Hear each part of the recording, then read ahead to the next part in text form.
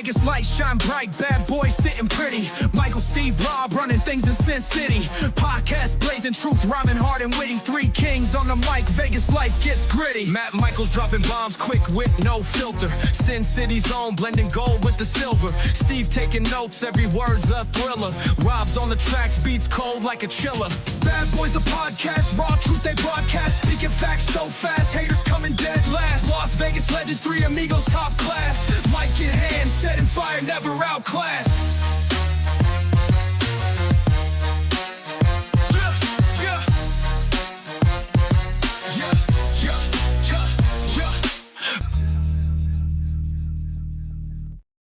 Welcome everybody to the Vegas Badboyz podcast. This is Wrestling Talk. I am Sin City Steve, being joined as always by, you know him, you love him, Rob Bossolari Trump himself. Rob, how the hell are you, bro? I don't know, man. I don't know. I'm on the fence right now. There's a lot of questionable shit going on in the world of wrestling and everything adjacent to it right now. There's a few people with some egg on their face right now. Oh, yeah, man. There's a lot of stuff going on, positive and negative. And the great part about it, we're going to talk about most of it tonight. So, yeah, if you guys are hanging out with us tonight, thank you for doing that. We are currently live on YouTube, on Twitch, on Instagram, on Facebook. You name the social platform, we're there. So without any further ado, man, let's just dive in. Let's start talking about things. And most notably, there was a pay-per-view this past Sunday.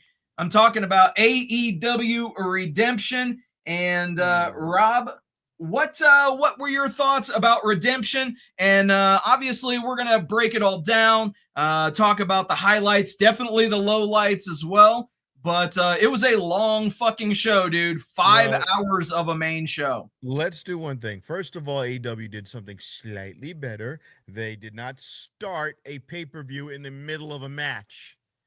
They still didn't do it justice. The pre-show led into Redemption with all of the participants of the first ladder match, which was Speedball Mike Bailey, Nick Wayne, El Clone, Commander, Jungle Jack Perry, and Beats Mortos for the International Championship contract. Not even for the belt itself, just for the contract. The number one contender. The number one contendership. So, all right, usually there's a belt on the top. This was a contract, a little underwhelming, visually, but Mike Bailey performs amazingly in all situations.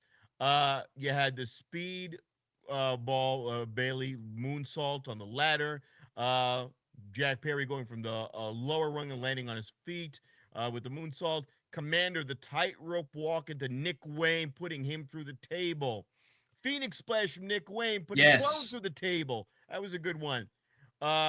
Perry putting Nick Wayne through a Canadian destroyer, and then speedball hitting his finisher double knees into the Beast Mortos, bouncing off of him, jumping back into the ring to get up the ladder.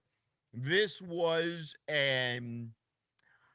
we'll say A out of a possible A+ match. Actually, let's give it the whole goddamn thing, because even the worst person there was still good. Yeah. I mean, I definitely agree, man. It was one hell of a way to get the show started. And definitely the right call, in my view, on that too. The crowd was hot for this match. Obviously, Speedball, the hometown guy from Montreal, it was the right decision to give him the win in this match.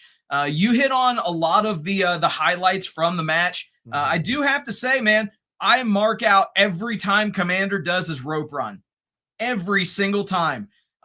So that was awesome. You mentioned the Nick Wayne Phoenix splash, which was a thing of beauty. You also it has to be said, the speedball, the shooting star knee drop that he did to Mortos. Basically, Mortos was he had the ladder sandwich between the second and the top turnbuckle, and there was no room for error with that knee drop at all. And Speedball just went right up, went right back down, and perfect execution. Everybody hit what they needed to hit. There wasn't a lot of botchiness, which, to be honest, can be hit or miss for these ladder matches. But it was definitely a great way to get the crowd pumped and set the tone for what we thought was going to be the rest of the night. But I would have liked to have seen the ring entrances of some of these people beforehand, but it's not like we didn't know who they were. That's why I was almost going to give it an A, because just the way they rolled it out was still somewhat abrupt. But the technicality of all of those performers was next level, and nobody really botched anywhere. No, which was, that spot was rife for it, and we got flawless execution. So absolutely. Then we get a tag match. Yes. Only exists to advance a storyline, some crap that could have been done on a Wednesday night. What's up, Scoop? Thank you for hanging out with us tonight, as always. I don't want to get lost in the sauce on this one. The Jacksons versus Mox and Will Ospreay. This is another example of Will Ospreay coming off like a freaking syrupy babyface and not executing, and not just freaking breaking the neck of Nick Jackson like Mox wanted him to, and then Nick Jackson just bouncing back like it was nothing, no selling, and going up the ramp, making Will Ospreay look like a fool, which will come into play later on, and even tonight, because we're on a Wednesday.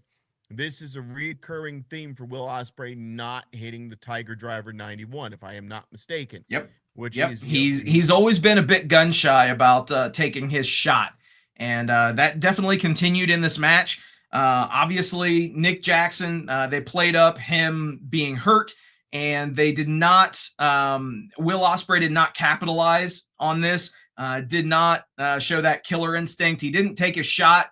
And so Moxley tagged himself in, and, that ended up being the undoing of the Death Riders duo, which, did you find it interesting, by the way, Rob, that the one time that Ospreay does not enter to Elevated is the time that not only he loses, but, he came out wearing the Death Riders logo on the back of his jacket for the first time ever, and all that stuff kind of played in to the end of the night. So it was pretty interesting stuff for sure. The Young Bucks end up, neutralizing Ospreay.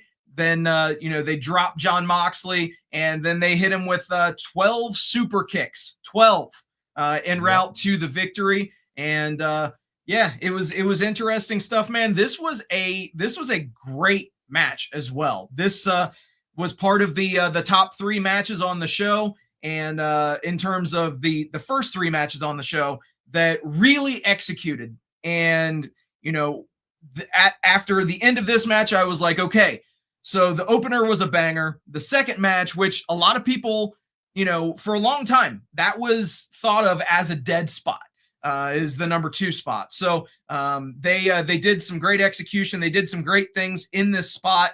But one thing too, this match had the exact same time length as the opener, as the ladder match, 19 minutes and 40 seconds. And it didn't need to be that long for what they were trying to accomplish. Yeah. All they needed to do was show that this guy is not rocking the same mentality as the Death Riders around him. Right.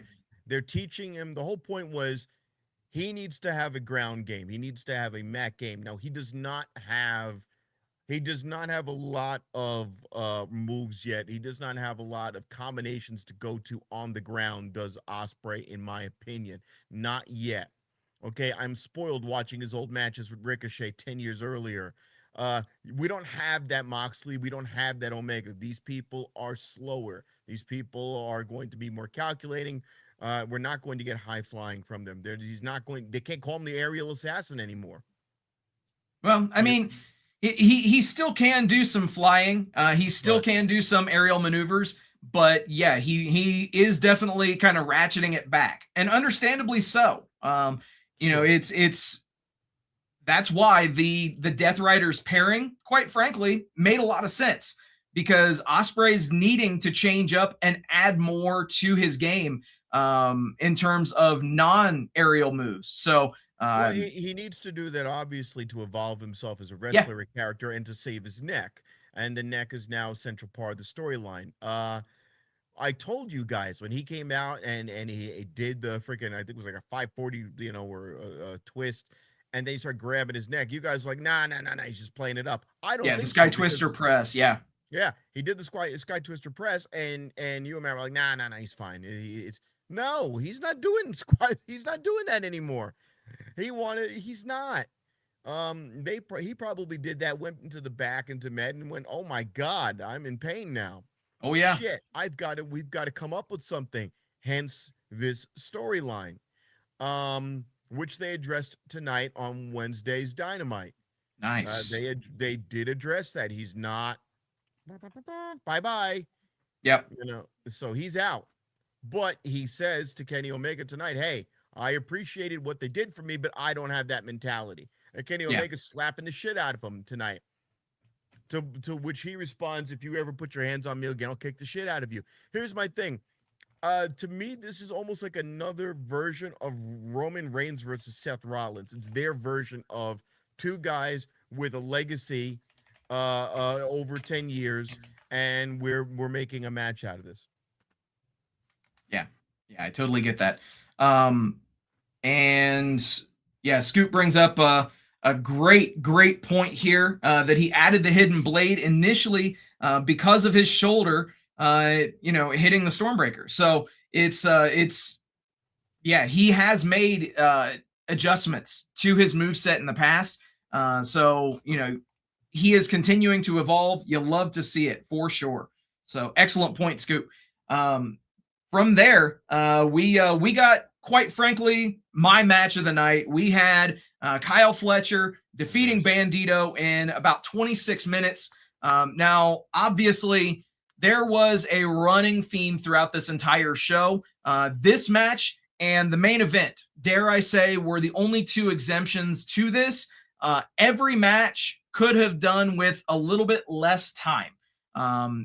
You mentioned at the top of this coverage that Tony Khan did a good thing by starting the show an hour earlier, but that still did not equate to ending an hour earlier, as they started at 7 p.m. Eastern, and that show ended a little bit before midnight Eastern. So they still ran a 5-hour pay-per-view despite starting it an hour earlier. I don't mind if the matches are good.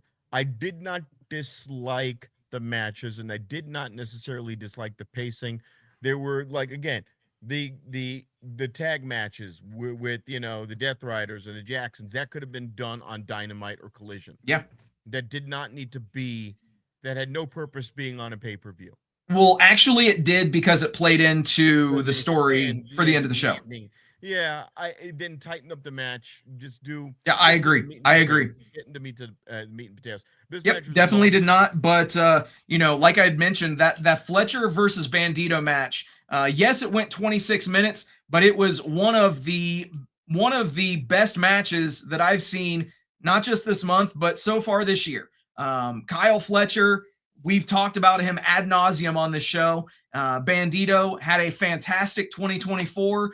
Followed it up with a great 2025, and 2026 has been great for him as well. So you knew that this match was going to be lights out. It was going to be an absolute banger, and that's what it was. It's a pity that they did somewhat botch the finish to the match, but thankfully they did not just go right back up to the top turnbuckle and do it again. To me, that kind of told the story that these guys beat the hell out of each other for 26 minutes. And even though he didn't hit the full shot of the top turnbuckle brainbuster, it still was enough to put Bandito away. Excellent stuff on this show, man. Or on this match, excuse me. I like that Kyle Fletcher took it for granted. He was hot dogging it through a lot. And then Bandito gives him that superplex, which just fucking, for his diminutive size, to be able to pick this guy up and just slam his ass down. The tornado and the elbow strike was amazing. The frog splash and the Eddie Guerrero spot, always nice to see that. The sheer drop brainbuster on the ring, on the apron from Fletcher to Bandito, and again those power bombs, the Bandito power bomb, but to do that driver at the end. Yes, was it the cleanest match? It doesn't matter to me. And the guy retains. Yes, and he's retaining without interference. That's the thing. That's the thing. So, obviously, yes, I completely agree. And I was about ready to mention this. Scoop makes a great point here too. Bandito might be one of the pound for pound strongest luchadors on the planet. I completely agree. This guy is absolutely gifted. He has unbelievable strength, more strength than what he should have, quite frankly. And he can do high flying. This guy can do it all, man. So I hope for nothing but the best for Bandito going forward. I've talked, long about Fletcher and what he can do. So yeah, this was definitely my match of the night, brother. Yeah. With that, I like the idea that you have an elite group of heels that do it on their own instead of dog pounding and we're all gonna. Now, they do have that in AEW. The dogs are an example of that. Oh, we're going to talk about them here in about 15 seconds. Don't you worry. So it makes the Don Callis family look every bit as threatening, and it also makes it like an evil heel version of all elite, of the elite. It looks like they don't need help from one another. They could do it. They've done it, but they don't need to. Yeah. Fletcher should have the belt. If not end of 2026 into 2027. Where do we go for All In with Fletcher? Do we do a three-way between he, Okada, and Takeshita? We could do that. Is it me and maybe there was like a part of Collision that I missed? I was weaving in and out of some of those shows. Takeshita's been quiet for a few weeks. Well, he's been quiet since he got dropped on his head via the turnbuckle brainbuster. Yeah. So, and keep in mind, I mean, he is doing G1 stuff. So keep that in mind. So he's splitting time between being here in the States and being in Japan, working the G1 Climax 36 tournament. Without getting lost in the sauce on him, without having a Don Callis mouthpiece to speak for him, it makes him fall flat. If he comes back, they got to find a way to bring him back aggressively, and they have to find a vehicle for him, either somebody to talk for him or something he can say, some catchphrase or something that he can say to grab people's attention. I thought that they were doing some really good things by having him with the conglomeration, to be honest, because there you do have people that can talk for him. And let's be real, they have large factions. The Don Callis family has 17 members. So if you're going to have a heel stable with 17 members, realistically, you should have a babyface stable with at least 6, 10. 7, 8. Yeah. So, you know, it he could. reminds me of the Stone Pitbull Ishii, who does not say much over there, and they don't talk for him. I'm worried about that because Takeshita was only big because Don Callis said he was the alpha. So Takeshita is an AEW contracted talent. Tomohiro Ishii is not. Fair enough. So realistically, he is, if you want to think about it this way, conglomeration adjacent. You know, he's in the group when he's there, but he's not there every week. So that's definitely something to consider. I definitely acknowledge that, you know, that's a valid concern, but I think it will be different once the G1 wraps up and Takeshita comes back over to the States full time. Yeah, I just worry about him long term because he and again, Mike Skills, meh.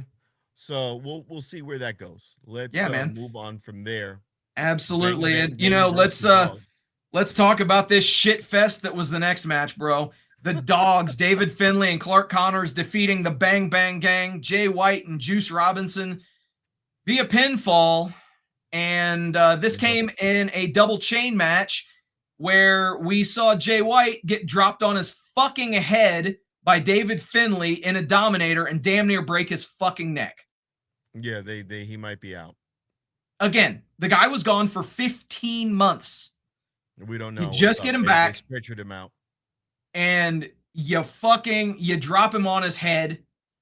Obviously, it wasn't deliberate. David Finlay was caught up in the chains and didn't have his footing and was not able to sit Jay White down properly. Dropped him right on his damn head, man. Like that was painful to watch. Shattered neck, compressed neck, compressed disc. Concussion. There's the laundry list of things, you know, Big E. I'm thinking of Big E and stuff like that. And also, again, this is, get on a slight 1 minute tangent. This is why you need to build up the other guys of the Bang Bang Gang. So if he goes out, fine. Put the baton in Juice Robinson's hand as I want him on the mic. I want him to be the lieutenant, the sergeant of arms, whatever you want to call it. Give them uniforms, make it like aces and eights. Do something to give me that Bullet Club feeling because, again, Juice Robinson's still wearing Bullet Club colors. And he's still wearing their logos and icons. I mean,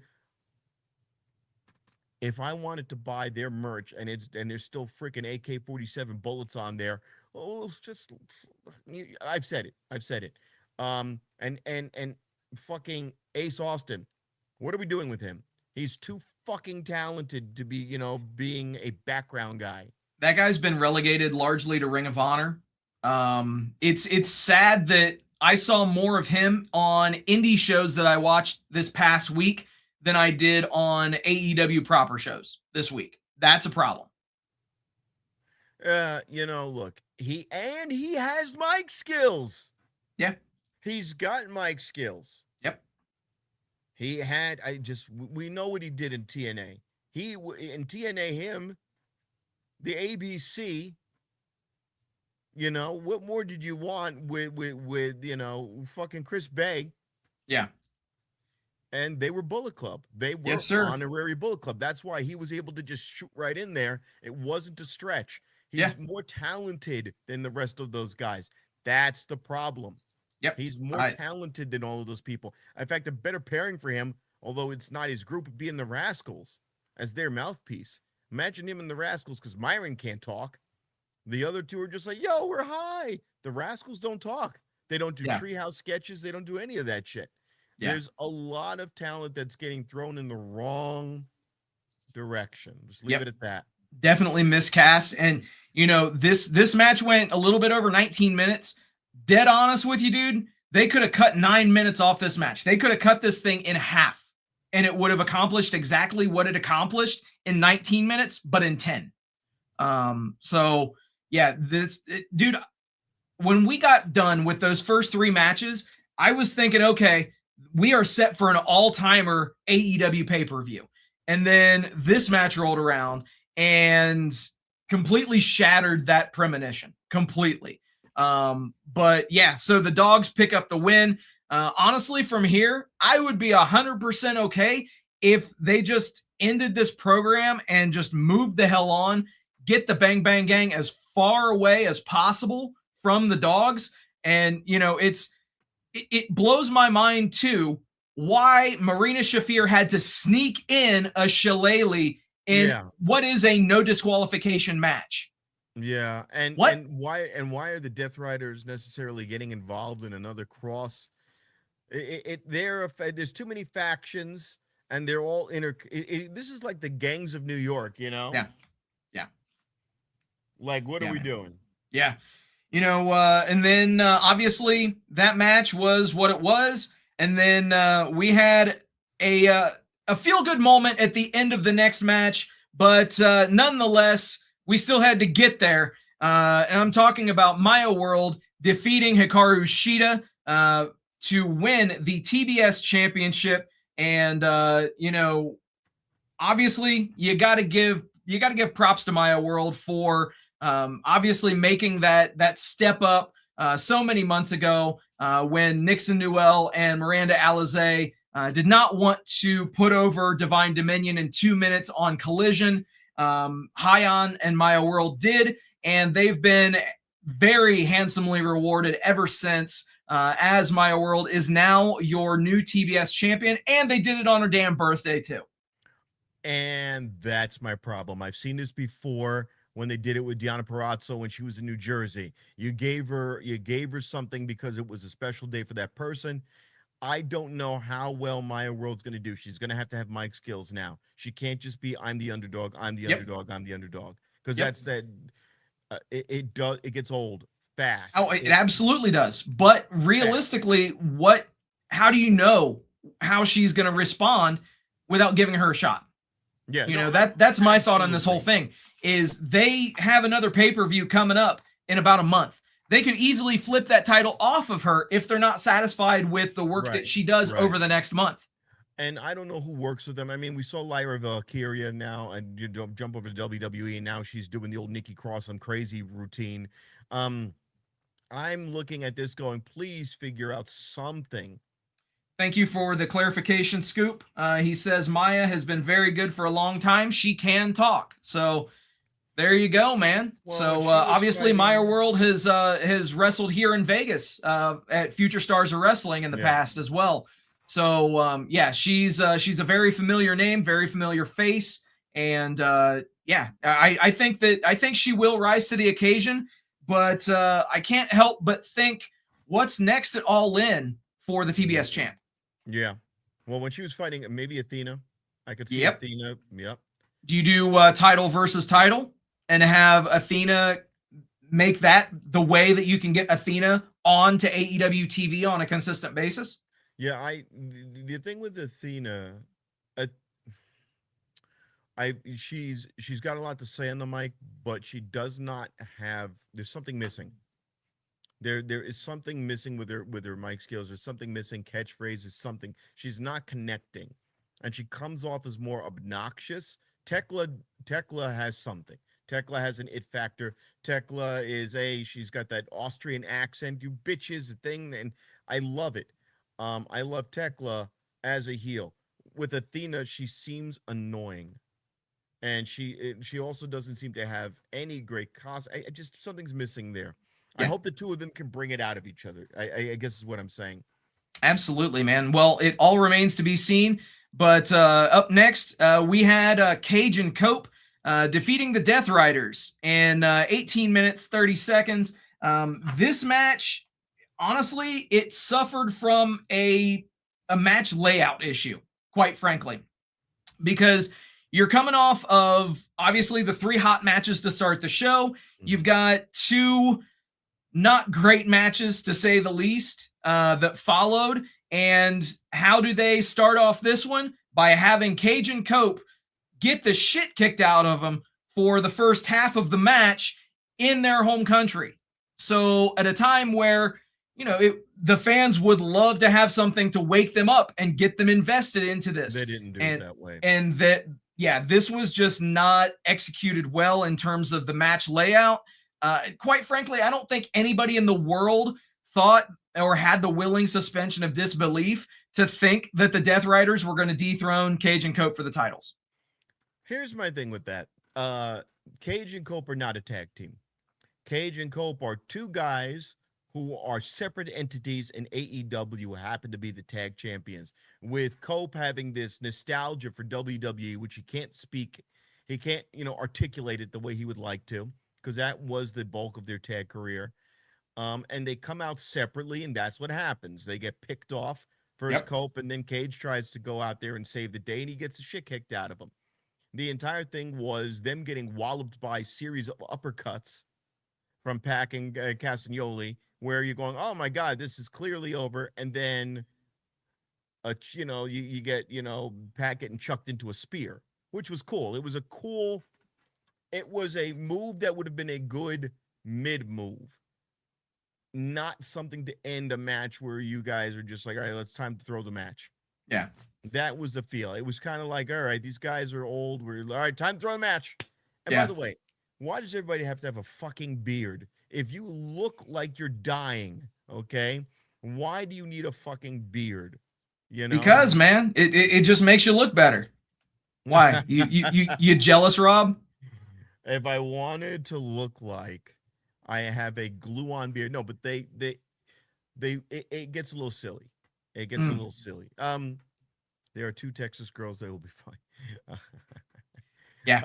Scoop does mention that Maya and Athena are two Texas girls. They'll be fine. So yeah, I completely agree with you. That's man, back to your comment about Cage and Cope. Yeah, I think there definitely is something to that. They're keeping them as separate entities. They're living off of the nostalgia pop that these guys get. We all know where this is going, right? We all know now that the Bucks are going to be taking on Cage and Cope. And that was always the rumored thing. It was also rumored that there might be a couple of other teams being factored into that match. So that remains to be seen how things shake out as we get closer to Wembley Stadium. Yeah, absolutely. Yeah, man. And then, so another match that could have gone, I'd say they could have done with 12 minutes and still been fine. But, nonetheless, from there, we turn over to the Painmaker taking on the Psycho Killer. Chris Jericho versus Tommaso Ciampa in a no-holds-barred match. I think the thing that stood out to me right out of the gate with this was that they were playing this up as the Painmaker being an alter ego for Chris Jericho. So much so that even Justin Roberts, the ring announcer, mentioned that the Painmaker was undefeated in singles competition in AEW. So yeah, they're treating it just like the Demon for Finn Balor in WWE. Sure, I guess. Willow for Jeff Hardy. Right, exactly. Here's real quick. This is yeah. I completely agree. 50-year-old mange beard looks wild. Yeah, it definitely does, the Scoop. Canadians logo with the thumbtacks glued on, a lot of cheap pops. Ciampa getting suplex, and he has the tacks in there, and Jericho had the tacks in the head. The barbed wire Floyd. Fine. So I gotta ask, man, was during this match, was there a bit of a new fear unlocked for you by any remote chance? Sandpaper to the top of the dome? Oh, I saw the sandpaper to the top of the dome, and I immediately thought of Jericho's song, Sandpaper. That was the first thought in my mind. Sandpaper. I was like, oh yeah. That was my first thought. Yep. Yeah. It was bloody. It was this. It was that. Jericho gets my man to tap out. Here's my thing. Yeah. Tommaso Ciampa is just lost to Jericho, who could retire tomorrow and be a first-round ballot Hall of Famer in any promotion he's been in. Well, two, because they're the only ones that would WCW, which is WWE and AEW. What are we doing with Ciampa? Well, he's getting drilled in the forehead is what he's doing. Hated this. We're watching this thing, and you go, "What the fuck?" That was the most blunt drill bit. I'm like, yeah, but it did what it had to do. He brought the weapon in there. Tommaso Ciampa introduced it. Jericho wrestles it from him, drills him in the skull, and this thing is like plastic bit. It's just dancing off his skull. Yeah, it's not doing anything. No, not at all. If blood squirted out of the top of his head, and then on Wednesday he came in with a big patch on the top, but all right. But again, what are we doing with Ciampa, dude? He's too so realistically, if nothing else, this has to be the end to their feud. This has to have been the blow off. So honestly, I would love to see Ciampa as far away from the Jericho vortex as humanly possible. Let Jericho, do whatever he's going to do, but keep Ciampa away from him. Maybe have him go after, maybe the national champion, maybe have him go after Andrade. Spoiler alert, if you will. But yeah, I think, you gotta separate these two. After that match, there's nowhere else to go for these guys. That has to be it. Again, put Ciampa on the Don Callis family. Just please no. What are you going to do with this guy now? He's losing all the time. He won opening day, and now he's just been sputtering ever since. He doesn't look all that scary. His theme takes way too long to build up, that long, drawn-out crap. It was good the first time around. Just cut all that humming and get right to his, whatever the hell. I need something with him. He needs to do something. Talk. Give me. It's not enough to be angry. Yeah. The angry heel is a worthless heel. Yeah. Have some depth to character. I definitely get that, man. And speaking of depth to character, I think that in the next match that we saw, we did see a bit of a culmination of things that needed to happen as the real Latino man, as he was christened. Andrade El Idolo defeated Mark Davis to win the AEW National Championship in 16 minutes, 15 seconds. I'm not going to lie to you, man. They teased it. They teased it, and they should have just followed through and done it. Have Andrade hit that elbow and get the quick pin. Dia de los Muertos. Yes. Dia de los Muertos. Jericho's. Have him hit that and have him get the surprise pin on Mark Davis. Davis really wouldn't lose very much out of that because he could chalk it up to, you got a lucky shot, whatever the situation is. But Andrade wins in 16-15 when he could have easily won in 15 seconds, and we would have gotten just as much out of the match as what we did. I do love the new music for Andrade, and yes, they're giving him a new gimmick. Let him run with it. I am all here for it.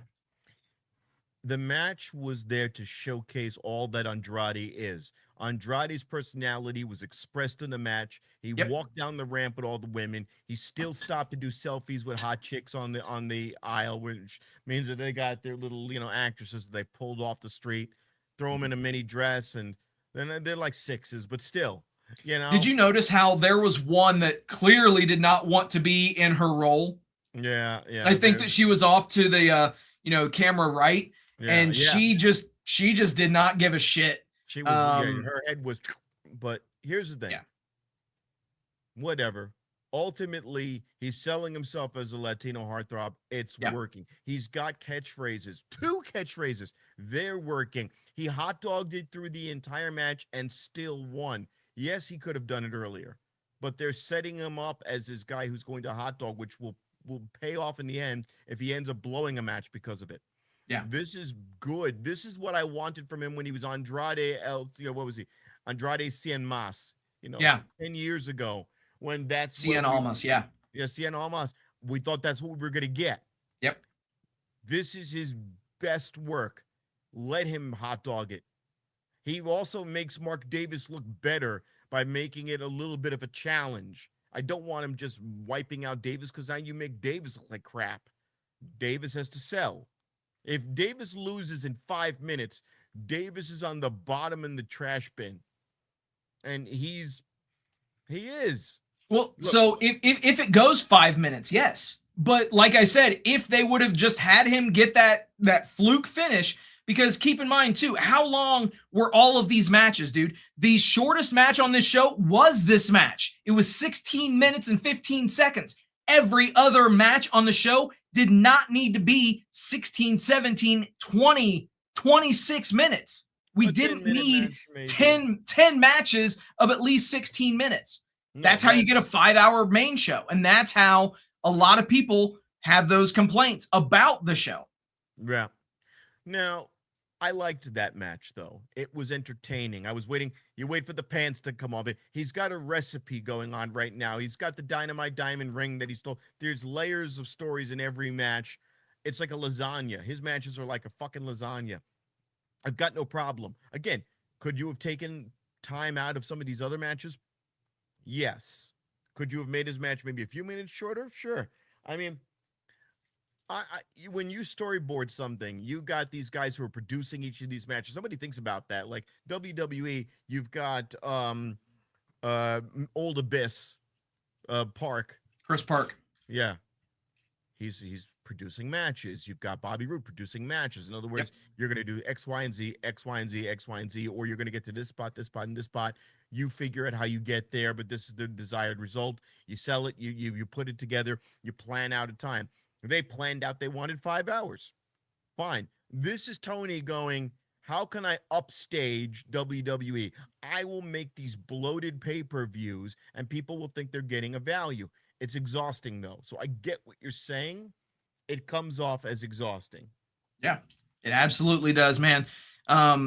So then we were left with our two main events of the show. Willow Nightingale defeating Tekla and winning the AEW Women's World Championship. Hallelujah, man. I know. Champion. Yes, the first Grand Slam, the first women's Grand Slam champion. Yes. And you know, it's no secret that I'm a huge Tekla fan. I think that she has had quite a meteoric rise since joining AEW. But at the end of the day, this was the match that Tony wanted initially for All In. Willow versus Mercedes. Initially, Willow was supposed to win the Owen Hart tournament. And obviously, Mercedes was not initially penciled in for that tournament. She would have been in Willow's spot and winning this title here at this Redemption show. So it kind of tied in, but they had to call an audible with the injury to Willow. So now we're getting the match that they had initially set into place. It's just the champion and challenger roles are reversed. I'm happy. This is they're going to go back and they're going to be able to talk about the injury that Mercedes Moné got in New Japan. There's so much history here. And I would like to see Willow Nightingale beat Mercedes Moné. And the reason why is because now Mercedes has to push harder. I don't want Mercedes to automatically be given a fucking belt. And I hope not, man. I hope not. Bitch all summer long. Because if they do that and waste our fucking time, because once you give it to Mercedes Moné, you know that it's not going to go back to Tekla. So it's just going to be Mercedes Moné keep playing keep away the entire summer. We've seen the character. We know what we're going to get with her. Willow's going to fight with it. Willow is going to be the Darby Allin for the females, where she fights and makes it interesting. Yep. If you give it to Mercedes Moné, the belt collects dust. Fuck that shit. Yeah. Let her be the workhorse. Make a great point, man. You make a great point with that. And, you know, props to them for pulling the trigger and putting this title on Willow. I think that this obviously gets us the heel face dynamic that we so richly needed for that women's championship match at All In, as opposed to having two heels going at it. Plus, this does somewhat open the door, because the Triangle of Madness have those Artist of Stardom trios titles, and why not have a trios match at Wembley? And I don't know, maybe you name 2 people and then you bring out a mystery partner for that Stardom team. I don't know, particular free agent just hit the market that was rumored to sign with Stardom. Yeah, I'd be cool with seeing Kairi Sane, Kairi Hojo with in the ring with Tekla and the Triangle of Madness. Yep. Just a thought. How long do we see Bayley team up? So Bayley is under contract up until, I believe, close to the end of the year, if not the end of 2026. So it would probably be at the start of 2027. She is out, is she not? What? Of WWE. They wrote her off, but her contract is not up. So yeah, and she's been pretty vocal about some things as of late. They've also removed her from the tryout banners, the SummerSlam tryout banners. So they are distancing themselves from Bayley, and they're likely not going to be featuring her at all going forward. WWE is not currying favor with the the IWC right now. They're basically they're giving the middle finger to a lot of people. You see, yes, Matt, they are. Matt, I love Matt, but he's a fucking WWE mark. They have gone through every fucking person in the 2010s. Yep. Anyone that you've loved in the last 15 years, whether they are physically not able to do it anymore or they want to retire, whatever it is, they're trying to go in there and redo contracts at the lowest possible prices with shit talent now that are not backed by anything except, oh, they were great on NXT. We can't talk about this Monday night. Sol Ruka, we'll get into that. She doesn't have her belt. Right. There are people right now that are not entertaining. They're either sloppy in the ring or they don't have great mic skills. Lyra Valkyria doesn't have great mic skills. Sol Ruka is a gimmick. She's a cardboard cutout with a couple of spots, and she's trying to be Lita. Fuck it. All right? Let's keep it 1,000. There are people on AEW that are goddamn amazing right now, and they're starting to put the puzzle pieces in the right places. The AEW's problem is the fit and finish. Yep. Yeah, I completely agree, man. But speaking of things that didn't quite grab me, if you will, we got to talk about a backstage segment, man. Divine Dominion with Mick Foley, and they have Mick Foley sit down in a chair and bark like a dog. According to some people, Mick Foley misheard them, and he thought that they were wanting him to bark like a dog, when in actuality, they were just wanting him to bow. And he said, bow, wow, bow, wow, wow, bow, wow. Now, here's the thing. Mick Foley owes wrestling nothing. Nothing. He wants to be seen. When WWE was through with him, the first run around, he went into TNA, and he was the commissioner over there. Yep. Okay. He had a steel cage match, which was almost Undertaker level, but with Sting. There were great things that he has done outside of the WWE and ECW. Now he's shilling for chuckles, and it was cringy. It was bad. It didn't get any kind of it didn't get the reaction that he wanted, to say the very least. Also, Bionic Scoop throws out, TKO is about the bottom line. The soul of the Fed is long gone when Endeavor took over. You know what, my friend? Truer words have never been spoken or typed, as it were. So I completely agree with you, sir. And I say that as a TKO stockholder. Here's a problem with all that shit. It doesn't age well. And because of the way the IWC works, the wrestling community, it's not aging well rapidly within the course of a year or two, where you go, wow, this is already getting old. Yeah. What are they going to do when they chew through their NXT roster that they brought up, and they have nothing to do with these people? Okay. Well, they'll just sign more. We'll talk about the SummerSlam tryouts later on. Yeah. But now they've kind of shifted back into bringing in independent workers. as opposed to, obviously, they're signing NIL talents that are completely new to pro wrestling, but they have shifted back to supplementing that crop of NILs to with independent wrestlers that have been doing their thing for years. So it remains to be seen where they go. But let's finish up this Redemption wrap up and talk about that main event. Kenny Omega defeating Kevin Knight in 25 minutes. Dude, I was pretty critical of this match being signed, as I thought that it was not a great usage of Kevin Knight. However, I will be one to say I may have been wrong on this one. Kevin Knight came out with new music. He had a new swagger about him. He didn't run down to the ring. He had a different amount of aura behind him, and he's doing the things that he needs to do to propel himself up the card. And that's before the match even fucking started.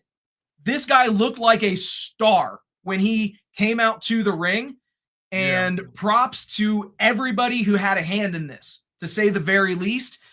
We had a back and forth effort for, I'd say, the first half of the match, but then they did something that they don't normally do. I gotta give them props for it, because you saw the difference in Kenny Omega and Kevin Knight.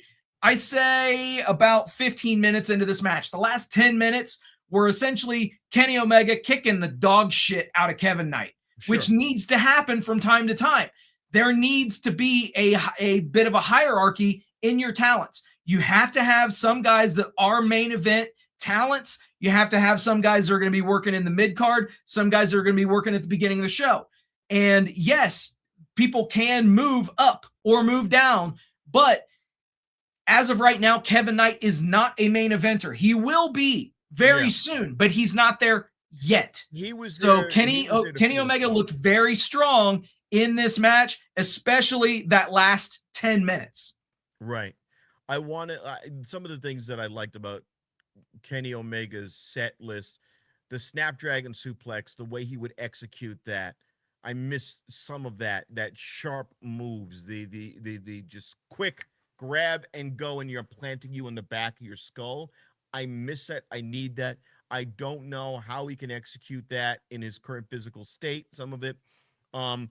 Kevin Knight is a good worker. Kevin Knight is good on the mic, but he's still mid card. So when I saw this match, I'm like, how are we using him as a tool to elevate or push along another story? Yep. And we saw it had nothing to do with Kevin Knight and everything to do with Will Ospreay. Yep. So speaking of post-match, Will Ospreay ends up turning on the Death Riders after they try to kill Kenny Omega. This from Dirt Sheet Radio. I had to grab this image because it point blank says the Death Riders try to kill Kenny Omega. And then Omega, after the Death Riders have been dispatched and everything seems like as if it's all going to be good. Obviously, Moxley wants him to use the plastic bag and suffocate Omega. Ospreay rips up the bag, but Omega sees the bag and jumps to the conclusion that Ospreay was going to bag him. So as the two pose in the corner, Omega drops him with the one-winged angel, poses with the Bucks, and we see a bit of a heel turn from Kenny Omega in Canada to close out the show. Obviously, they weren't going to have Ospreay be a heel going into Wembley. That's just stupid. So if you're going to have that heel face dynamic, it only makes sense that you have Kenny Omega do a mini heel turn as they go toward Wembley. So it makes perfect sense. I was good with the ending of this, especially because I didn't see it coming at all. And good on them for doing this kind of thing from time to time. It didn't surprise me at all. It did not surprise me. They teased it because you forgot. You thought Ospreay was going to be the one to drop Omega. No. Okay. There's something that you didn't mention. There was a Will Ospreay promo with Jon Moxley after the tag match where he goes, "You can't be Mr. Nice Guy. I don't want to be there when you learn this lesson the hard way. If you can't pull the trigger, I will." Okay? Yeah, but he had bloody neck injury. He's got a history of neck. And it's like, dude, they teased it.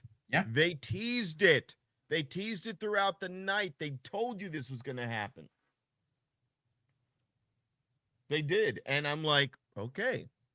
They told you this was going to happen. So when I see the plastic bag, he looks at it.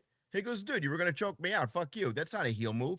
I'm protecting myself now. You're trying to kill me. You tried to put a fucking plastic bag over my head. You're running with the Death Riders. They broke your arm. They broke your neck. This isn't a heel turn. This is, I'm saving my own ass right here. You're clearly indicating to me, Will Ospreay, that you were willing to join with a heel faction. Cool. I'll fuck your ass up then. You're not on my side. You're not on my side. You joined with Moxley. Yeah. For God's sakes. Okay, then. Fine. And Scoop throws out there the best bout machine moniker kicked in late in the match. It absolutely did, man. I was definitely very pleased with this match. Yes, they gave it 25 minutes. Well deserved. This was one of those matches that did not need to be any shorter. It went just the right length. So, they ended the show in a very, very hot way. This was a show that was definitely bookended by a very strong start and a very strong finish. Yeah. Obviously, the sag in the middle. You have that, especially on a 5-hour pay-per-view. Look, tighten it up. 3.5, 4 hours would have been fine. Great. We moved along a lot of stories. Even though it was long, every match had a purpose. Yeah. Every match has a purpose. My problem is that, we wanted something for Switchblade Jay White. Y'all might have fucked that up now. And again, I'm going to say it again until my face turns fucking royal blue. Why do we not have the Bullet Club? Because when you have volume and you have a brand that people know, you can carry without Jay White. You can go on. They need to have the energy. They need to bring out the cardboard cutout of Jay White. They need to bring back the manic energy.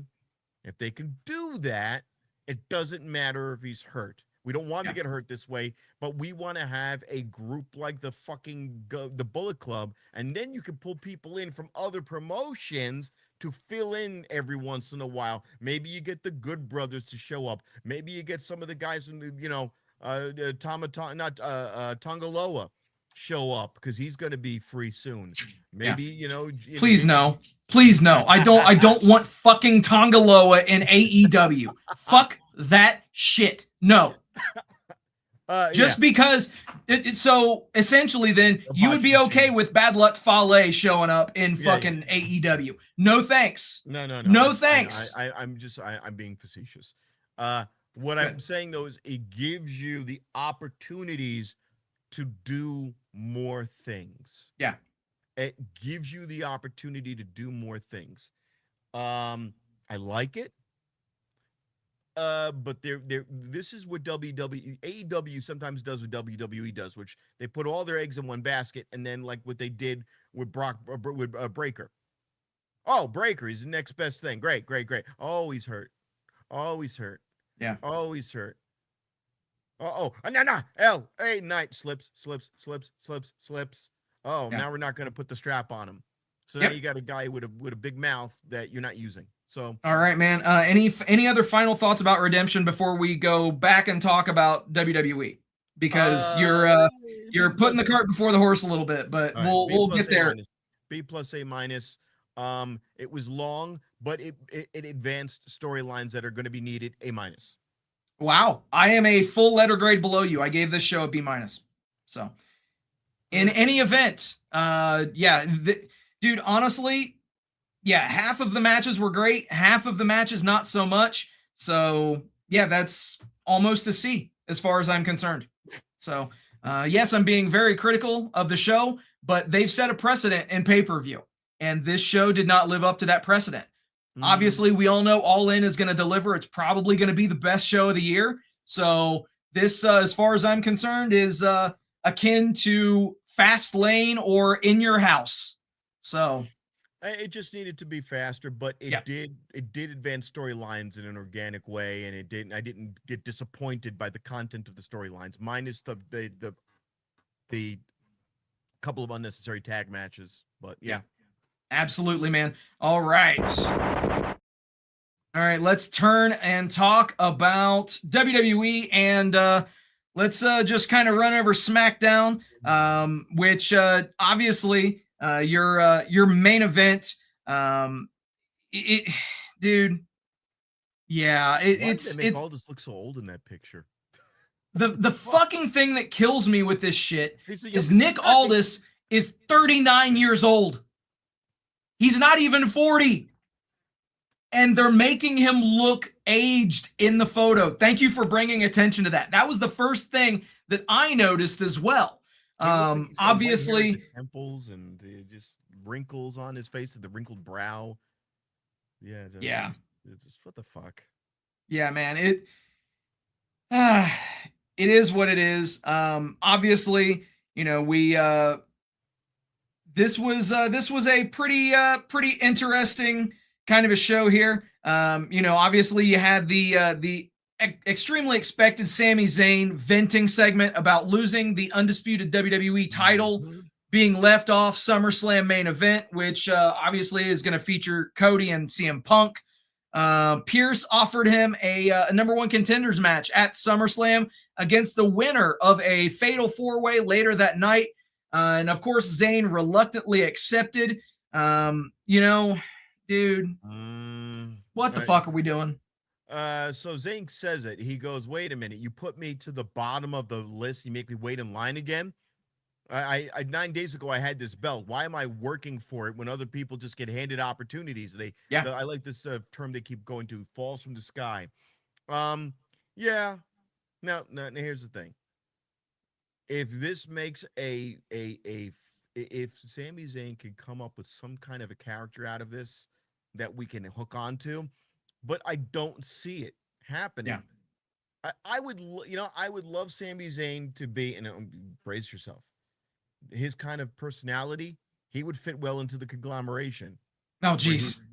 Where he's just an absolute fucking goofball. You give him some mid belts. He comes out there and he hams it up. He's a ham. Yeah. It's all he's ever going to be. So I don't even want to talk about him. He's a waste of space. But that on the bottom corner is the most poignant point of the evening when Damian Priest goes where the whole locker room and everyone out there is tired of seeing the same fucking six people, and the audience did a little mini pop. Yeah, dude, I was gonna draw attention to that. The reaction that got was hopefully eye-opening for somebody somewhere that's making some decisions. Yeah, I mean, because it was awkward. The audience had to eat. They had to be a part of that. Now, those are your hardcore fans. Those are the you and me.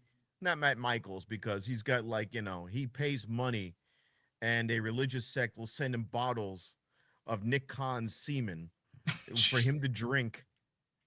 Then he has to spit the semen spit back onto the envelope with $10 to support TKO. This is a good day. And by the way, every time he shills for them, his card takes another fucking fender bender. Yeah. Look.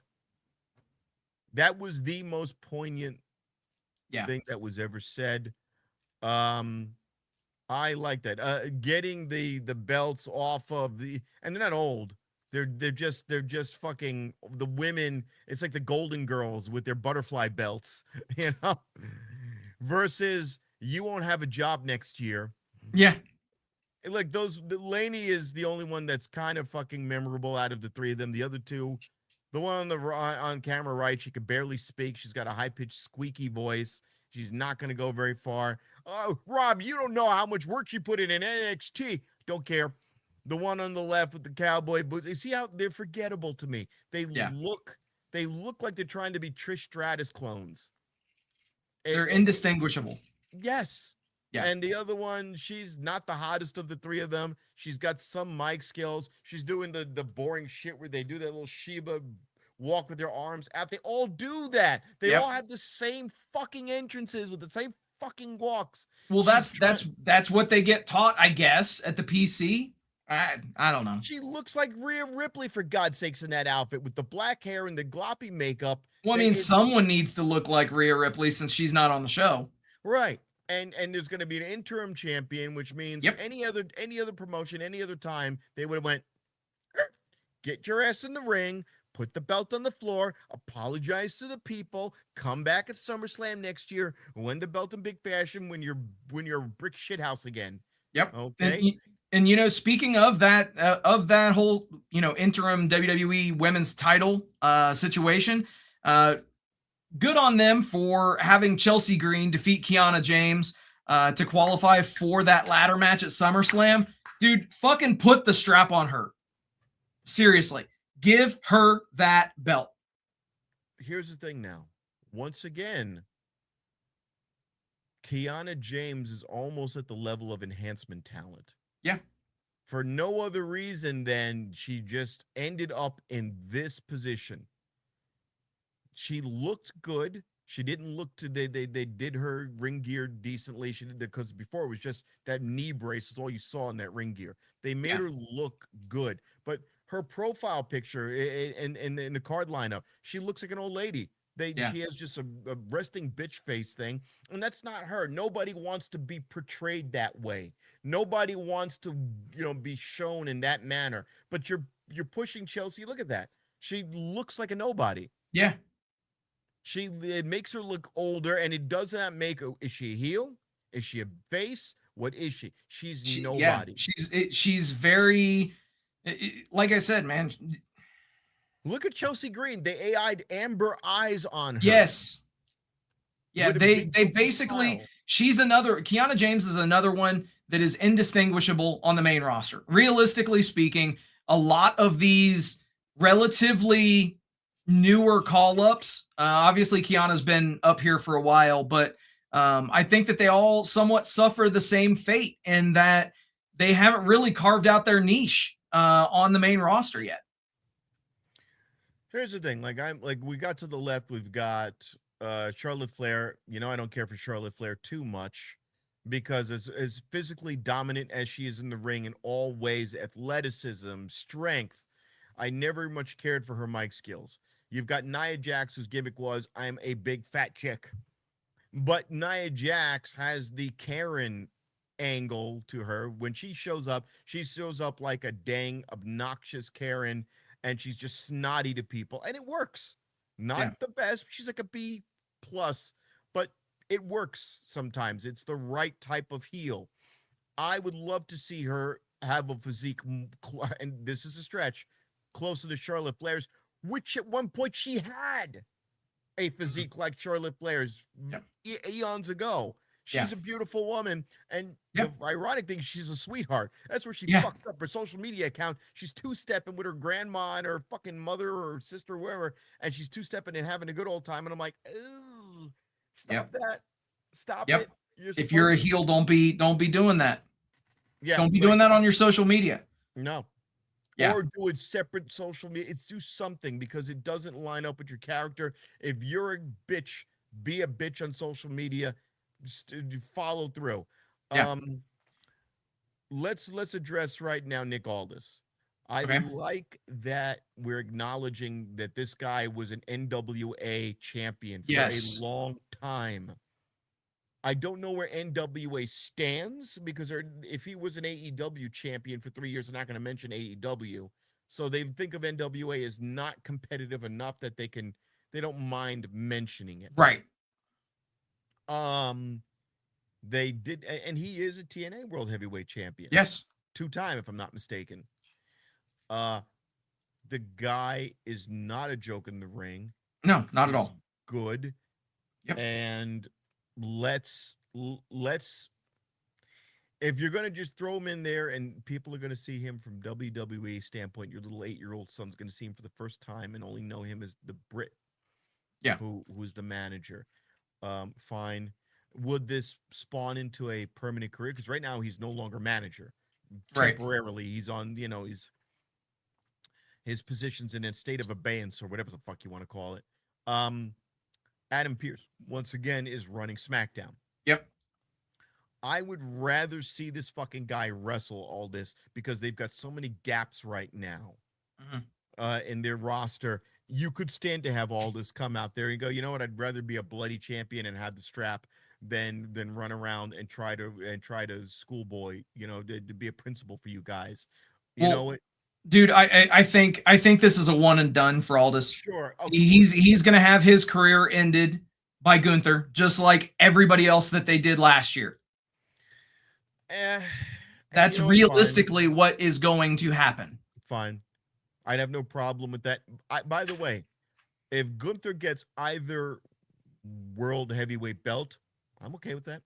Dude, it needs to happen. For him to have done what he did and actually be the one to retire so many legends and so many great names from wrestling history, yeah, the follow-up to that has been absolute dog shit. Yeah. And to insinuate any way otherwise is a complete and utter delusional tactic. Oh, by the way, he needs the John Cena treatment. They need to put that magic wand on his forehead because his forehead's getting bigger. Yeah. It is what it is. Yep. John Cena. Fucking Cody Rhodes and Punk. Oh, Cody goes, I don't like you. Yeah. Now we're just reaching. These It's guys fucking were stupid. blowing each other a week ago. They were like, oh my God, we're wearing the same ring gear. I don't like you. Oh, you don't like me? And by the way, good on you for CM Punk for going, oh, wait, you don't like me now? You respect me, but you don't like me? Where the idea that these guys are so old, they've made Fragile Phil what he is. They're painting him as this fragile old guy. Yep. And I don't like the hairdo. I didn't like the scraggly white beard, the missing tooth in the back. I didn't like any of the way he was presenting himself. He was the clean dude. He was straight edge. He was kicking the shit out of you, and then he would school your ass on the mic. Yeah. Now he's just long-winded like me. Yeah, absolutely, man. And obviously the main event, we had Finn Balor winning the four-way match over Damian Priest, Trick Williams, Royce Keys by hitting the coup de grace on Priest. And obviously we had some chicanery involving Solo Sikoa, the Usos, LA Knight, Jacob Fatu, who ended up pulling Keys out to stop the pin. So obviously, we had all of the tropes of main event pro wrestling. And yeah, you've got now Finn Balor versus Sami Zayn. And yeah, by all accounts, that should be a very, very good match. Is it really going to matter though at the end of the day? Probably not. Nope. Will you remember it? Nope. Will it be a coup de grace? No. This is Sami Zayn's only. I want to specify this. This is a fork in the road for Sami Zayn. If he doesn't go full dickish heel, nut shots, kick him in the groins, weapon, brass knuckles. If he doesn't do something to redefine himself, come out with a haircut, come out in a suit and tie, switch it up, do something to stand apart instead of being the obnoxious fucking homeless looking guy that you've been all these goddamn years, which never works. Except when you were conspiracy Sami Zayn. Oh, you were the honorary Oos. Honorary Oos is the best your career's ever been. There was you with the Kangol hat when you showed up for the first time looking like a cab driver, and now you look like terrorist number 9 or a homeless dude. Okay, I'm sick of it. Yep. They give you way too much TV time for what you do. Yep. Yeah, man. Any other final thoughts on SmackDown before we flip it over to Raw? I again, this guy's being fucking wasted. The fucking guy ran Bullet Club founder. He did so much shit, and Finn Balor's rotting on the vine. Yep. Well, why? Give him the fucking strap, please. They won't. They won't do anything with that guy. Unfortunately, I don't get it. Make it make sense. Make it make sense, TKO. Make it make fucking sense why you give the garbage guys the belt and the ones who are entertaining in and out of the ring nothing. Yeah. I echo that sentiment completely, man. Absolutely. Well, in any event, let's talk about Raw, and I'm not even going to hide it. Let's talk about the biggest and most panned segment probably in at least in the last 20 years. Please. Yes. So you have a concert with Danhausen and Joe Hendry, who are, let's be real, two comedy gimmicks. and they choose to play this concert straight. They don't have it be, comedic at all. They have it being a legitimate fucking concert, and rightfully so, the internet shit all over this train wreck. First of all, here's the thing with Joe Hendry. When The Rock does a concert, The Rock actually has a singing voice. Yep. Joe Hendry does not. He's flat when he sings. He's lifeless when he sings. It's painful to watch him sing. When he does a song, it is just torture. With this son of a bitch, you get his theme, and that's it. Get the theme, get him out there, do the turnaround, wave the hands from side to side. That's it. Nobody said he needed to have a guitar and sit there and soak up 10 minutes or sing one verse over and over and over and over. And Danhausen had the pipe organ, but over with one verse until finally the guys came out there to beat the shit out of them and break it up. But they and that they were probably late on their cue because these guys did the same thing over and over. And I'm going, this is torture. You know that they were not supposed to be singing for that goddamn long. And the audience was this is what, again, look, a lot of people here, you think, oh, Rob's not paying attention to the fine details. No, I called it with these guys. You're going to milk Danhausen. You're going to burn him out way too soon. And now he's not going to have the in-ring capabilities to either prove that he can win a belt or sell a match.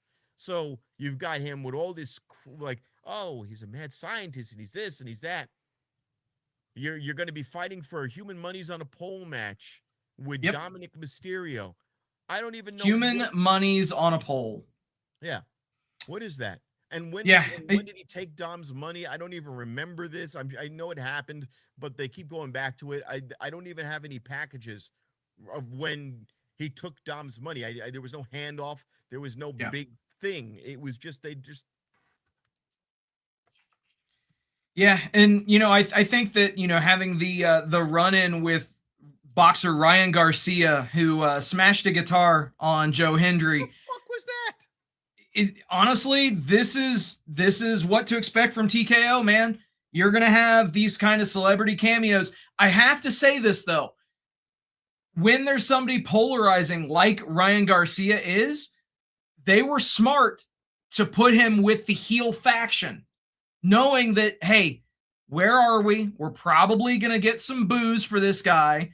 And so, you have him, attack right along the Judgment Day. Dominic Mysterio, JD McDonough, and Ryan Garcia standing over all of the mini Housens that got beaten down. And we'll see where this human monies on a pole match goes. Shout out to Corey Graves though for the mention. The Judy Bagwell on a pole match, getting that on air. He'll take the money. He'll win. He's going to beat Dominic Mysterio because there's nothing in it for Dominic. Right. So he'll win. There'll be a bunch of little guys come out or maybe he'll make a clone. He'll have the clone of The Miz or a clone of, those two guys interrupt. Because remember, The Miz is supposed to be a clone, right? And The Miz and fucking, and this is all right. Match length, I want 7 minutes. If at the most 7 minutes. Right. Fuck that. Get it out there. A little chicanery, a little hijinks. You are cursed. Yay. Dominic loses. Yay.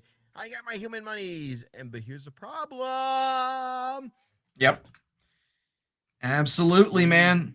Where do you go after this with this guy? You've gone through every talent on the roster where he's interacted with them in a slapstick way. The Knicks are gone now. That train is run. By the way, if you're Donovan Danhausen, you can't complain. This is not at all. Can't complain.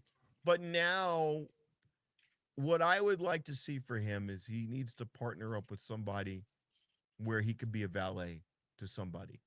It's the best thing for him to do is be a valet for somebody, and that should get another year before he's back on AEW. No, he is a sports entertainment character. He should be on the sports entertainment product. Straight up. Conglomeration with We saw, dude, no. We saw how AEW used him when he was there. No. Yes, he's being burned out to a large number of the fans, but the fact is he is in the best possible place for his character. Period. You're going you went Michael's on us for a second with your connection.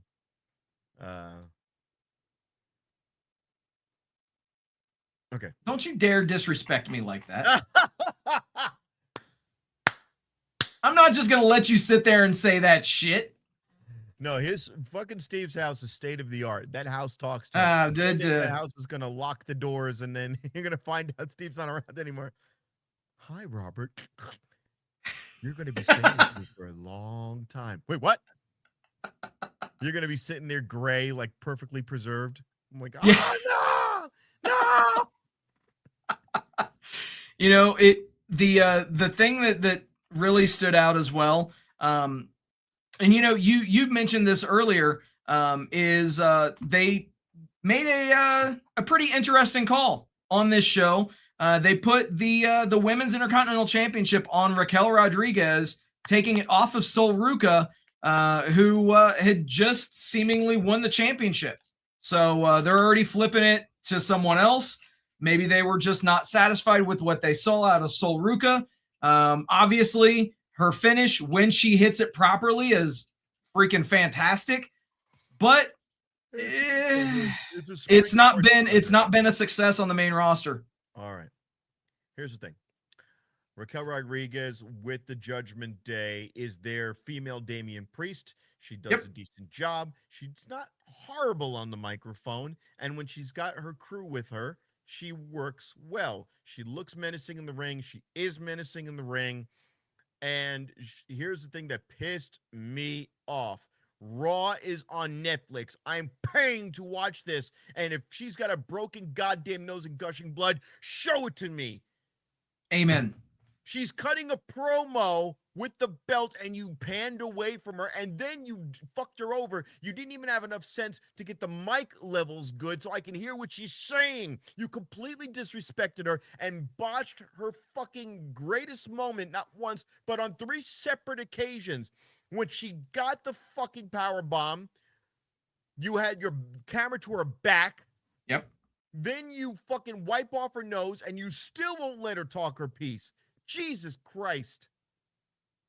When that happened with Becky Lynch, you zoomed in on her and you knew enough that there was an organic moment going on. I'm not fucking talking. That was USA back then. This is something I'm paying for. And you turn the cameras away from an organically amazing moment? Yeah, man. She's a badass now, and you stole that from her. She's never getting that back. You took a defining moment from her. Yeah. Look at that. That should have been so much more. Yeah. It absolutely should have. Because why? Because she got a note. What? The blood? Yeah, people bleed. Fuck you guys for fucking sanitizing what combat sports is supposed to be. TKO. You've got guys doing it across the street, making each other bloody. He was responsible in the panel to our left. He was responsible for making people bleed.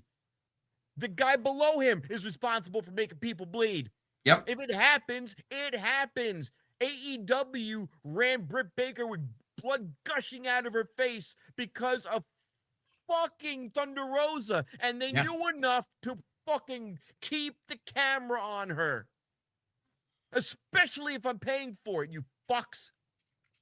Yeah. I don't give a fuck about, it's PG, whatever fuck level. No! This is combat sports. This is what happens. Yeah. And you disrespected her 3 times, you fucks. They owe her. They owe her. They owe her. She better get a fucking time to speak on that mic. You owe her. Yeah. Absolutely, man.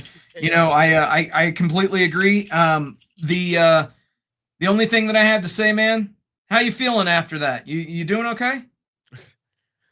Your blood pressure going all right? Oh my God, I'm on CoQ10 for a reason. Motherfuckers. And then they fucking ruin wrestle. Look, we're doing a podcast. There's other podcasts out there. I get in the car. Sometimes I listen to what we're doing in our local scene with Steve and Matt Michaels. But they're fucking up. WWE's fucking up other people's shows. Yep. I'm sure we'll get to that in a bit. Oh, we will. It all depends, you know. Yeah. We want to keep the people here for another hour and a half. Sorry. Solo Sikoa got a pop. He's starting to look good. He's starting to vibe with the crowd. Dude, they've tried so hard to make this guy a heel, and it really hasn't worked all that well.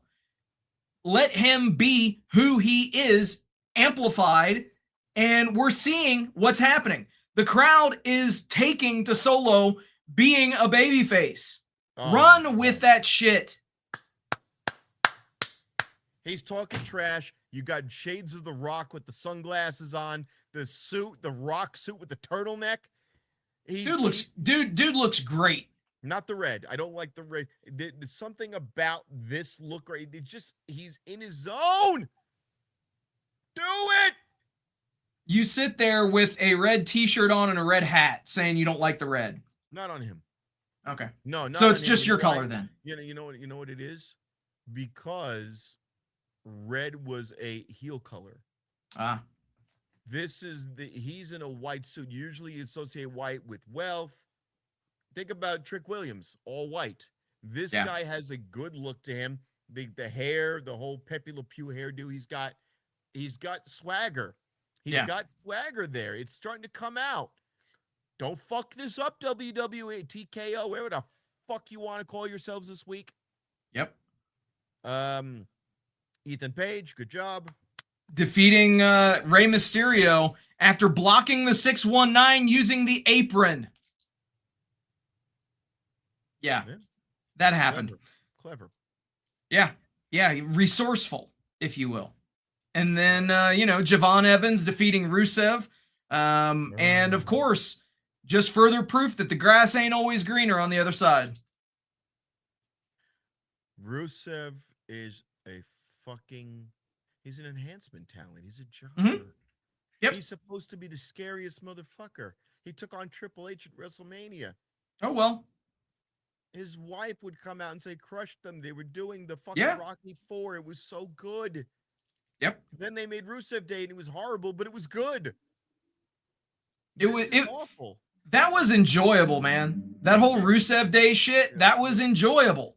And unfortunately, that suffered from the WWE curse of, and no pun intended, of that got over organically and it didn't have the machine behind it. So thus they tried to stifle it as much as they possibly could.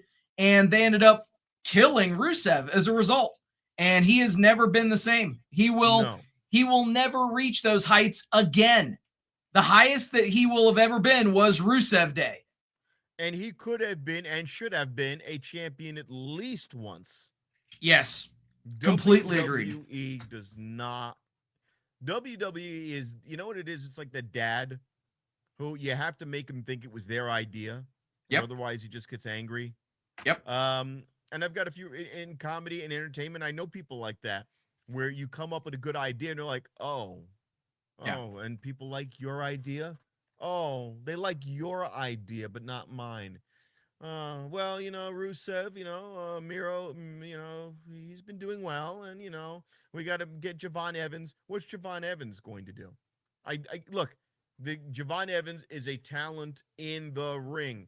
Yes. Where are we going to put him now? Because there's a logjam with every belt. And Matt goes, the belts are not important. No. Maybe I'm a mark. The belts are driving. The belts, in my mind, are to drive where these popular people should be going.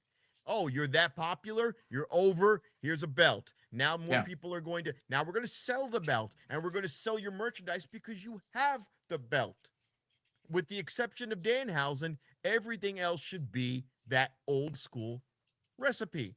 But you've got guys beating There's no way you could sell me on the fact that this guy wouldn't be able to royally beat the living piss out of Javon Evans.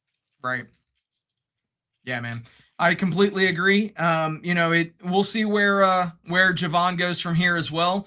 But speaking of champions, there was the World Tag Team Champions, The Vision, Braun Breaker, Austin Theory, defeating the Alpha Academy. And obviously there was interference from Maxine Dupree and Logan Paul. They had the assisted spear sealing the match. And then the post-match, the Vision with Dupree's distraction hit another double Vision, and Theory smashed Otis. I'm still calling him that. Otis's head with a chair against the post. So. All right, can we just get to the point where Chad Gables picks up these guys' nuts and just saves them and reforms Alpha Academy? And I mean, that's what's going to happen. That's basically what they should do, but because that's what they should do, that won't be what they do. It breaks itself, and also it puts him over. And give him some mid-belt. Give him one of the mid-belts. This way he has some legitimacy. Yay. And by the way, Tozawa is fucking incredible. He's so underrated. Yes. He's vastly underrated for sure. And Otis is underrated too, because Otis was taking some abuse from Braun Breaker. He was getting abused, and he was like, whatever. He didn't even phase him, some of those hits from Braun Breaker. Yeah, man. And then obviously we got to talk about the two segments that bookended this show. You had the opening segment with Triple H, Adam Pearce, hosting the Hell in a Cell weigh-in with Brock Lesnar and Oba Femi. Obviously, Femi weighed in at 302 pounds inside the cage. Lesnar refusing to enter, locked Femi in, claimed a backstage weigh-in of 303, and left the key out of reach. If only they could lift the cage. I don't know. Call me crazy.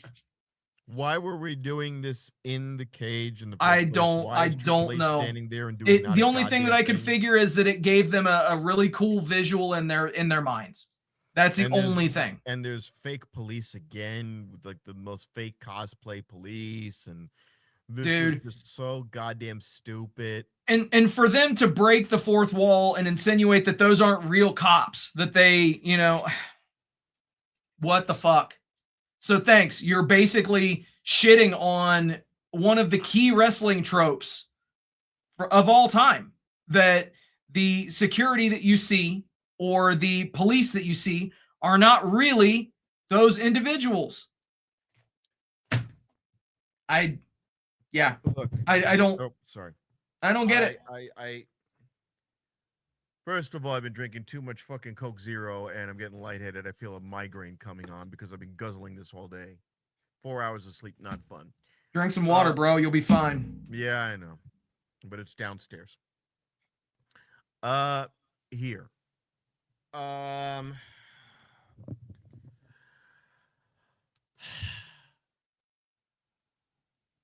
more they do this, the less I care. Yeah. First of all, the good thing is this was the go home show, so you know what's next is SummerSlam, so they're not going to do any other bullshit. The promo card shows Brock Lesnar as an old man, but when he comes out, he's smiling and he looks young. Oba Femi's not doing the walk with the same swagger. He's bored doing it. You could see he's just trying to just I said it before. He does not come out there with when he first came out and he was selling, and he's not. Lesnar looks more energetic than Oba Femi, making it hard for me to believe that Oba Femi should, by rights, beat him in his own city. We know it's going to happen. I want it to happen either because Oba Femi either does some heel shit or there's shenanigans or Paul Heyman fucks up. I don't want it to be so cut and dry because I get it. You want to hand off the torch, but there's got to be some chicanery. There's got to be some chicanery because this Brock Lesnar, Brock Lesnar is not that easy to beat. You're going to take the guy who retired The Undertaker and embarrass him? Yeah. to prove a point. And it's not like what we did with Gunther. So now you're just, I get it, but it's not working. Yeah, it's absolutely not working, man. Yeah, I will be happy when SummerSlam has come and gone, and we have the second retirement, if you will, of Brock Lesnar. Yeah, I mean, you put your boots in the ring, your gloves, you're done. Yep. Oh, my client is not on the roster, but he is in the. I'm like, all right, just stop it. Stop it. This is like a bad anime where the storyline gets so contrived. Just say, no, he's not retired. I'm not giving up. I'm tired. Okay, go next. I'm so stupid. Absolutely, man. And then your main event segment, obviously setting up that World Championship match between Seth Rollins and Roman Reigns. Obviously, video packages, heated verbal exchanges, Rollins claiming that he owns Roman. It's Reigns attacked with Superman punch and a spear. Imagine that. Grabbed a chair, but of course, he hesitated. Rollins countered with a stomp onto the chair, standing tall as the show ended. So you know how this is going to go, considering Rollins stood tall as the show ended, and it was the go-home show. All right. So now, I think that we all know that Roman's going over at the pay-per-view. Of course. Now I will give credit where credit is due. That segment was smoother than you made it out to be. Roman didn't hesitate. He grabbed the chair. He slid in. As he slid in with the chair, he got stomped in the skull. The timing on that was perfect. The storyline that you've gotten everything, and I had to fight for it. It's tired. You're making Seth Rollins the underdog. There's no heel in this. It's just two fucking geriatric guys arguing. And they're not geriatric, Rob, but they seem like old guys. We've been watching them for 10 years. They're going to run packages with the fucking Shield again. And one of them. And by the way, kudos for AEW. Your packages are tight. You get to the point. Done. Yep. Not a minute and a half. I know you're trying to get piss breaks and food breaks, but boom, boom, boom, boom, boom. Completely agreed. And by the way, you mentioned AEW. I've got to throw this out there just because somebody needs to fucking say it. No, Dean Ambrose is not returning at SummerSlam. For the love of God, I'm so fucking tired of seeing this discourse online that Jon Moxley is leaving AEW and that he's going to show up magically at SummerSlam this weekend when he's a champion on the other brand and under contract. Get the fuck out of here. All right, next. I mean, here's the thing. I've got my hang-ups. When it comes to the IWC, have you ever heard me go on a rant about anything the IWC says? Dude, I've heard you go off on rants about damn near everything. All right, well, I don't on IWC stuff because it's just too stupid for words. In my opinion, most of that stuff is just done so we argue like this because it's just clickbait. I mean, there's motherfuckers out there reposting episodes of America's Got Talent for clicks. Yeah. I mean, what it exactly, is, man. Exactly. So obviously, we've got a lot of stuff going on, a lot of moving parts as we spiral towards SummerSlam. But we did also pass a milestone. Liv Morgan reaches 100 days as Women's World Champion without a single title defense. Good on you for not following the Jack Tunney rule, motherfuckers. How does that happen? Genuinely, how does that happen? Is she hurt? Is she low-key hurt? Supposedly she's not. Supposedly she's okay. But at the end of the day, she's gone 100 days since winning that championship without one single fucking defense. That's indefensible, if you will. Look, this is WWE has some competition from AEW. AEW does not have the numbers or the people, but they're not TNA either, right? Right. And yet WWE is still acting as if they are the only wrestling program out there, and whatever they in their mind they are, dude. In their minds, they are the only show in town. And that's fine, but now you're serving me turd sandwiches. Yep. And they're gonna go, yeah, but you're talking about it. Wait a minute. You're not outselling All In. Shut the fuck up. Right. You've got 2 nights now. You're giving me 2 nights. You and I know that SummerSlams and WrestleManias of years gone by were one night and way the fuck better, in my opinion. Yeah, dude, they're literally trying to maximize on their profits at this point, which I completely understand. But there comes a time when you have to give the fans a little something. You know what I mean? Liv Morgan came out and sang some god-awful auto-tune song with a bunch of fucking choreographed dancers, some shit like out of the early 2000s. The women, you've got Tiffany Stratton dressing up like a diva with the butterfly gear. They're trying to go back in time, and they can't. Yeah. They're trying to make the women coquettish little fucking super sluts. Yeah. And I've made jokes pro and for and against over my time with you guys here at I was gonna say Busted Open. I still want to talk about that at Badboyz, but they're trying to go back in time, and they're trying to make a very sanitized show, and it's not going to do them well. No, it's not going to serve them well. And it's absolutely not. And it's happening. They're not selling out SummerSlam. And it is currently behind All In ticket sales. You are correct. Now let's keep it 1,000. Wembley Stadium is a 90,000 seat capacity, and they're only slated to hold up to 45,000 the way they configured it. So they're going to be getting a little funny with the cameras. Oh, of course.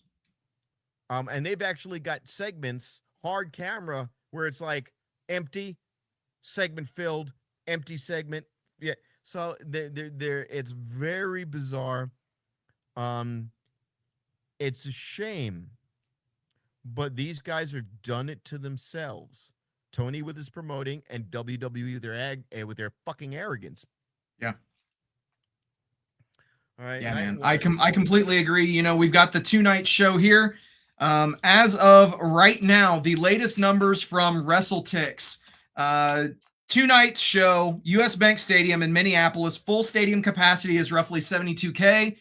Current setup scaled to roughly 31 to 35. So, night 1 has sold 32,625 tickets. 32,000. Night 2 is for some reason it's actually showing less. Which, as we all know, that's where you have most of your heavy hitters is on night 2. That one is just over 31,000. So, you know, combined 65K, 66K between those shows. I'm sure that obviously there'll be more tickets that sell as they walk up. As of right now, AEW All In London is at 33,504. So if we look at it on a per night basis, All In London is outselling WWE SummerSlam. Yeah, and they're close to their capacity of about 43 to 45,000. Mind you, SummerSlam is this weekend. All In takes place the last weekend of August, so they still have a full month. Oh my God, this is embarrassing. So, yeah, it's definitely not great for them. So if we just look at those numbers from, like I said, from WrestleTix, these are numbers that have been released today. So that is where we stand as of right now. But that is not all that's going on for SummerSlam. Obviously, we're going to give you a full recap and rundown right here on Wrestling Talk next week. So stay tuned for that. Wrestling Talk? What? Wrestling Talk. That's the name of the fucking show, Rob. I know. But, well, I'm thinking of... It's going to be Rob Talk, I guess. No, I'm sorry. We just keep this shit going. But anyway, WWE SummerSlam tryouts have been announced. So obviously they are supplementing the NIL talents with quite a few known names to fans of the indies.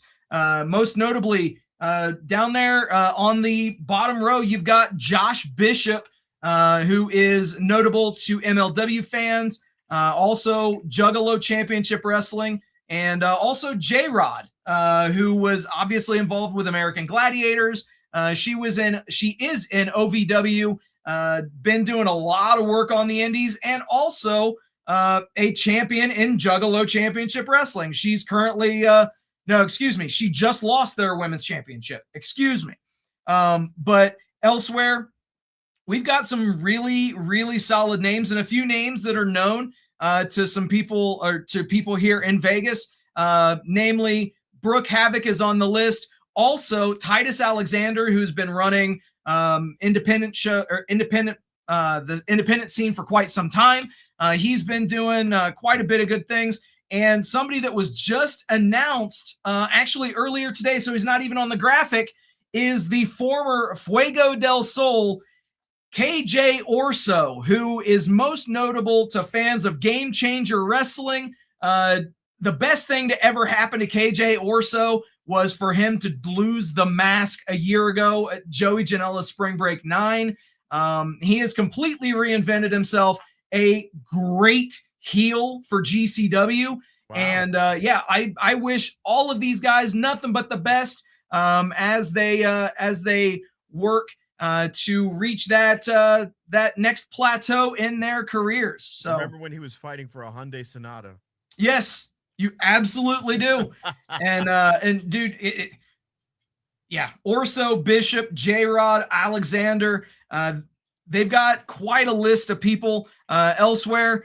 Colton Theron Vaught, Conan Lycan, Nigel Cawthorn, Nikki Mariano, Ryan Mead, Josiah Jean, Ox Adams, Nate Prince, Bobby Casal, Cody Lane, Monica Monroe, Iris Reese, and Taylor Robinson, among others. So they are casting a very wide net to try to bring in as many independent talents seemingly as they can. So you love to see it. Elsewhere, speaking of names, this guy over on NXT got a new name. His name used to be Mike Santana, even when he appeared on TNA, obviously, but also as he appeared on NXT, Mike Santana, now known as Cruz Montana for WWE Universe purposes.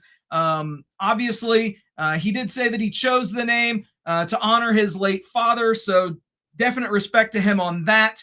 But in any event, also Grayson Waller saying it's not like 2005. Being the top guy in TNA is like being the top basketball player at the YMCA, and many other notable quotes. So that's good. Anything to say about either of those two little blurbs from NXT this week, Rob? I hate that name, Cruz Montana. I get it, but I just fucking stupid. He's Santana. Everybody knows him as Santana. I hate that. But speaking of things that I hate, we buried the lead a little bit, but SiriusXM and WWE have teamed up for the official WWE Radio channel. So on here, you're going to get 24/7 content featuring live broadcasts of premium live events, Busted Open Radio, obviously, other popular podcasts from Cody Rhodes, Stephanie McMahon, The Undertaker, and more. So if you love yourself some WWE and that's all that you want to hear about, boy, do I have a channel for you. WWE Radio on SiriusXM. Dude, it's only a matter of time until Dave LaGreca himself gets future endeavored from his own business venture. You can see it coming a mile away. Oh, yeah. Yeah. It sucks. This absolutely sucks because realistically speaking, this is,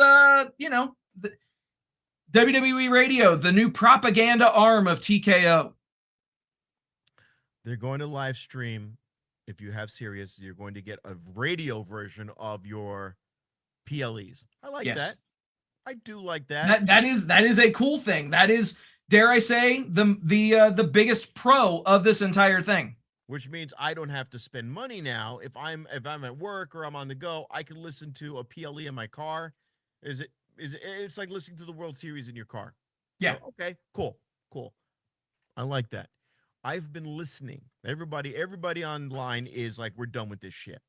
I listened. I have not heard anything about AEW. Yeah, dude. Nothing. And you're not going to. You are not going to. They have parted ways from Thunder Rosa. And there will be, by all accounts, there will be no mentioning of AEW anywhere on the program. I do have to give Dave LaGreca props, though. He did shit can the entire Danhausen segment that we so vociferously talked about earlier. And that's another reason why I'm saying that he's not going to be long for that product, unfortunately. As we saw from ESPN and Andreas Hale, the writer who was extremely critical of WWE pay-per-views on that business venture. And you know, I could be wrong on this, but we might have somebody that knows a thing or two about state media or propaganda. Oh my God.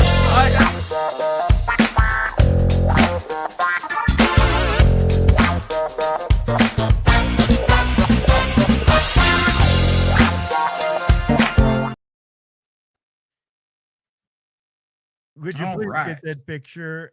First of all, it's the Honorable President Donald J. Trump. And welcome to the show, Mr. President. Thank you. I see that you fired the bald guy. That's tremendous. And it's appropriate when you think about it, because quite honestly, that's what they're going to do with Dave LaGreca. He's not part of the WWE team, and it's a team. You have to be part of a team moving forward together, and he is not going to make WWE great again. He's not making wrestling great again. We call it Mawa, make wrestling great again. And he wasn't doing that. He had Thunder Rosa on, who's an illegal immigrant. She's an alien, and she dresses up like one too. So they had to get rid of her, and they called me up and they said, Mr. Trump, and I said, hi, Nick Khan. It was Nick Khan. He calls me up and he goes, they've got illegals in sports wrestling talk. That's what I think Rob was trying to talk about earlier. You had wrestling talk radio. It's now WWE, so you get to keep the name. And they got rid of Thunder Rosa. We had her deported. We sent her to El Salvador, so she's gone now. And she goes, no, soy Mexicano. I won't say with an H because there's an X. And we had her dragged away, kicking and screaming. And then they told me later that she might have been an actual citizen. We don't know. I'm having Doge look into it to find out if she ever was a citizen. But I don't think so. I think we did the right thing. We got rid of her. So she's gone. And then we got rid of Jonathan Coachman. We're only going to, and quite honestly, we have to get rid of Dave LaGreca. Dave LaGreca's gone too. He'll be gone soon. And it won't be Busted Open Radio anymore, because you don't have blood. You can't have blood. Nobody wants to see women bleeding. They did the right thing on Monday night. You had women bleeding, and nobody wants to see a woman bleed, okay? That's why when my wife bleeds, and she can't bleed anymore because they pickled her insides. But when my wife bleeds, when she used to bleed, we go, we don't want that. We don't want that. In fact, go back to Estonia. We would fly her back to Estonia once a month. Or we would keep her in the New York building, and I'd be in the White House, because somebody wants to see that. So there's no bleeding, and you can't have a bleeding illegal alien. And then Jonathan Coachman, he hates WWE because they fired him so many years ago. They went, this guy's not talented. We sent him over to ESPN. They sent him to ESPN to do baseball updates. He was doing little baseball updates. He was doing the top 10 of the sports, and nobody liked him over there at ESPN. They brought him back. Remember, they brought him back at WWE to do announcing, and he was the third wheel. He was terrible. They had him doing the Lindy in the Charleston years ago, and then The Rock was kicking him. Dwayne Johnson was kicking him in the ass. These people aren't talented. So we got rid of all the brown commentators. Think about this now. No more brown commentators on on Wrestling Talk Radio. They got only the white guys and only the good white guys. And I don't think Dave LaGreca is that talented. So he'll be gone soon, too. And then we'll have nothing but the top tier. We're thinking maybe giving Gunther a show. That's the kind of white talent that we want on our talk radio, on our sports talk. You know, I mean, think about it. You guys got rid of DJ Impact, and now look at him. He's driving cars to pay for his and picking up people. He's getting strange and giving strange. So sad, so very sad. You know, you knew what you were doing. You know what you were doing, and that's why you have me on every week, because you're a very smart guy. You're a very good businessman. That's why you're invested in TKO. By the way, you just got stock in TKO, right? Coachman and Senora Rosa, who is no longer with us because Ice Ice Baby. We know what we're doing. And by the way, they gave the Mexican the belt for the weekend. They're going to give her the Sami Zayn treatment. You know, just to fill out those old Biden DEI quotas. They gave it to the Mexican for 1 week. And then she'll lose it. She'll lose it to Kiana James or to Chelsea Green. Is she an American? No, she's Canadian. Get rid She's of Canadian. Her. Get rid of her too. That Mark Carney piece of trash. That Carney piece of trash. And she is Carney trash, okay? She's married. She's Carney trash. Believe it, okay? She dresses up like she's an American, but no, she likes poutine. Okay? Well, I mean, to be fair, Mr. President, poutine is delicious. Well, I mean, I hear people tell me that that Zack Ryder's uncut because she likes cheese. So, you know, get rid of her too. They tell me she laughs, and they tell me people like her. They go, "Hey, excuse me, Mr. President, Mr. Trump, Donald, we really like her." You know, I like people from America. What about him? They got rid of that fat Scottish girl, Dewdrop. Okay, yeah, because your dick Dewdrop when you see her. Disgusting, so disgusting. That's why they told Nia Jax. I said, Nia Jax, it's time to lose some weight, okay? So she dropped Tiffany Stratton a few times, and Tiffany Stratton, it's Tiffy time. No. These people suck. And then you got the three dyke. They got the dyke with the two. What do they call them? The dyke chicks, the dykey chicks. Is that the name of their tag team? Michaels isn't here. The Liberals not here. It's not the Dixie Chicks, it's the Dykey Chicks, because those three are going to be on the main roster a year from now. Let's be honest. Lacey Lane? No. JC Jane. Oh. Yeah, Mr. President. Yeah, the fatal influence. Yeah, I don't know, man. I don't know if they're long for the main roster. Oh, God. I love them when they were called the Riot Squad. Wow, there's three girls and they're going to change the face of the division. Wait a minute, I heard that last week. And the week before that, and the week before that, and the week before that. They're fucking terrible. Get rid of them, okay? Absolutely. Hey, it's like what? That the fatal influence is like a fucking abortion. Get rid of it. Oh my gosh. All right, so now that we've probably pissed off a couple of our sponsors, Mr. President, is there anything else that you would like to tell your constituents this evening before we let you get back to running the most powerful country in the world? Well, first of all, the views expressed here by Donald Trump are that of Donald Trump and not Vegas Badboyz, and it doesn't fucking matter because I am the biggest draw to this show, okay? Dave LaGreca will be creaming to have me on his WWE programming, and now I've been told that the Khan family is going to do their own wrestling program, their own wrestling streaming service. I say this to you, Tony Khan. Talk about WWE. Stick your dick in Nick Khan's throat. Have WWE commentating and AEW segments, and you will run the WWE out of Sirius satellite radio. Be smart. Read The Art of the Deal. Read The Art of the Deal and get all of the people that they fired on that station and put them on your station, and you will have billions of dollars. It's so smart. It's very smart business. Pick up Coachman, pick up Thunder Rosa, put them on your programming, and then pick up all of the other commentators that you fired and do WWE and AEW commentating, and you will win the day like you're winning with All In. Absolutely. Perfectly said, Mr. President. And thank you so much for joining us tonight.